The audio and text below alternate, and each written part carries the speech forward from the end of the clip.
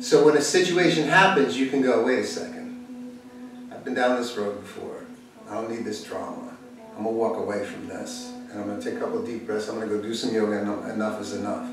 And people do it all the time now because they have this technology to do it. And you can totally do it. And that's what this whole thing is about. That's why we're doing this.